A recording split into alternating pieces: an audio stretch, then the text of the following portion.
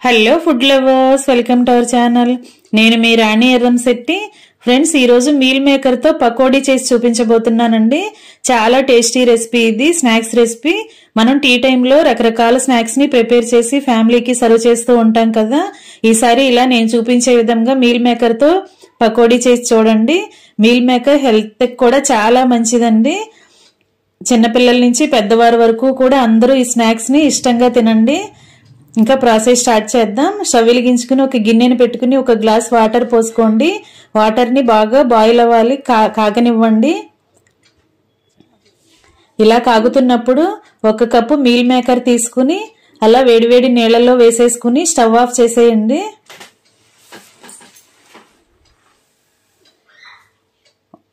Stove off చేసేసుకుని ఒకసారి గరిటెతో మొత్తాన్ని కూడా అలా వాటర్ లో ములిగే వరకు సర్దుకుని మూత పెట్టేసుకుని ఒక్క 5 మినిట్స్ అలా ఉంచండి. ఒక 5 నిమిషాలు ఉన్నట్లయితే మీల్ మేకర్ అనేవి చక్కగా సాఫ్ట్ గా తయారవుతాయండి, మెత్తపడతాయి. ఒక 5 నిమిషాల తర్వాత అవన్నీ కూడా చూసుకుని ఇలా జాలు గిన్నెలోకి వేసుకోండి. ఎందుకంటే వాటర్ అనేవి ఏమీ ఉండకూడదండి, దీనిలో వాటర్ అన్ని కిందకు వచ్చేయాలి. అలా గరిటలో వేసుకుని ఇలా గట్టిగా ఒత్తుకున్నట్లయితే వాటర్ ఏమైనా ఎక్సెస్ ఉంటే అవన్నీ కూడా కిందకు వచ్చేస్తాయి. ఇప్పుడు మనం వాటిని ఒక గిన్నెలో వేసుకుని చల్లటి వాటర్ పోసుకోండి. వేడి నీళ్ళలోంచి తీసుకున్న తర్వాత చల్లటి వాటర్తో వాటిని ఉంచుకుని ఇలా చేతితో మొత్తం వాటర్ అన్ని కూడా నేను చూపించే విధంగా పిండుకుని చేతితోని పిండుకుని అవన్నీ ఒక ప్లేట్లోకి సర్ది పెట్టుకోండి. దానిలో వాటర్ అనేవి ఏమీ లేకుండా డ్రై లాగా రావాలండి, పొడి పొడిలాడుతున్నట్లుగా రావాలి. ఎందుకంటే మనం పకోడీ పిండిని రెడీ చేసుకున్నప్పుడు వాటర్ అనేవి ఎక్కువగా ఉంటే పకోడీ బాగా మెత్తగా వచ్చేస్తాయండి, పొడి పొడిలాడుతున్నట్లు రావు. వాటర్ అన్ని తీసేసుకున్న తర్వాత వాటిని పక్కన పెట్టుకోండి. ఒక మిక్సింగ్ బౌల్ తీసుకుని ఒక కప్పు శనగపిండి వేసుకోండి. మీల్ మేకర్ క్వాంటిటీని బట్టి మీరు పిండి అనేది అడ్జస్ట్ చేసుకోండి.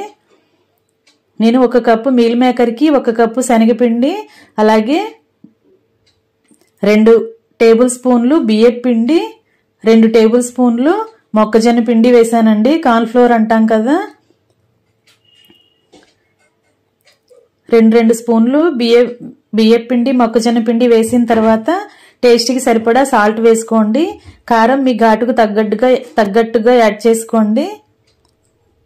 ఇప్పుడు ఒక 1/2 టేబుల్ స్పూన్ ధనియాల పొడి, ఒక 1/4 టేబుల్ స్పూన్ జీలకర్ర పొడి, ఒక 1/2 టేబుల్ స్పూన్ గరం మసాలా, ఒక 1/4 టేబుల్ స్పూన్ చాట్ మసాలా కూడా వేసుకోండి. ఇలా మనం వేసిన పొడి ఇంగ్రీడియంట్స్ అన్నీ కూడా ఇలా పిండిలో బాగా కలిపేసుకోండి గరిటెతో. వాటర్ అనేవి అస్సలు పోయొద్దండి ఎప్పుడే. ఇలా ఒక నిమ్మ చెక్కను, ఒక అరబద్ద నిమ్మ చెక్కను కూడా తీసుకుని ఆ జ్యూస్ అంతా కూడా, లెమన్ జ్యూస్ని ఇలా దానిలోకి పిండుకుని అదంతా కూడా పిండిలో కలిసే వరకు కలిపేసుకోండి. ఇలా మొత్తం కూడా కలిసిన తర్వాత మనం వాటర్ అన్ని పిండుకుని పక్కన పెట్టుకున్న మీల్ మేకర్ని అలా వేసేసుకోండి. ఇప్పుడు మొత్తానికి కూడా పిండి పట్టే వరకు బాగా కలుపుకోండి. గరిటె పక్కన పెట్టేసుకుని మనం చేత్తోనే కలుపుకున్నట్లయితే మీల్ మేకర్లో నుంచి తేమ అనేది వస్తూ ఉంటుంది. ఆ తేమతోనే ఈ పిండి మొత్తం కలిసిపోతుందండి. పిండి అనేది క్వాంటిటీ ఎక్కువగా మీరు వేసుకుంటే వాటర్ మాత్రం కొంచెం చిలకరించుకుంటూ చేతిలోకి కొంచెం కొంచెం పోసుకుంటూ కలుపుకోండి. లేదంటే దానిలో ఉన్న మీల్ మేకర్లో ఉన్న తేమ సరిపోతుందండి పిండి కలవటానికి. ఇలా మొత్తం చేతితో బాగా కలుపుకున్నట్లయితే పొడి పొడిలాడుతున్నట్లుగా వస్తాయి. వాటర్ చాలలేదు అని మీకు అనిపిస్తే 2-3 టేబుల్ స్పూన్లు వేసుకుని కలుపుకోండి. లేదంటే దీనితోనే మనం డీప్ ఫ్రై చేసుకుందాం. ఇప్పుడు 1 టేబుల్ స్పూన్ ఆయిల్ వేసుకుని ఆయిల్ కూడా మీల్ మేకర్లో కలిసే వరకు గరిటెతో బాగా కలిపేసుకోండి. ఇలా ఆయిల్ వేసుకుని కలుపుకున్నట్లయితే మనం డీప్ ఫ్రై చేసుకునేటప్పుడు ఆయిల్లో వేసుకునేటప్పుడు చేతితో తీసుకుంటాం కదా, అప్పుడు పొడి పొడిలాడుతూ విడివిడిగా పడతాయండి, లేదంటే అంటుకుపోయినట్లుగా వస్తాయి. అందుకే 2 టేబుల్ స్పూన్లు ఆయిల్ కూడా వేసుకుని ఆయిల్ కూడా మీల్ మేకర్కి పట్టే వరకు ఒకసారి గరిటెతో కలుపుకొని పక్కన పెట్టుకోండి. ఇప్పుడు స్టవ్ వెలిగించుకుని కళాయి పెట్టుకుని డీప్ ఫ్రైకి సరిపడా ఆయిల్ పోసుకోండి. ఈ స్నాక్స్ ఆయిల్ కూడా ఎక్కువగా పీల్చుకోవండి, చాలా త్వరగా ఫాస్ట్గా ఫ్రై అయిపోతే.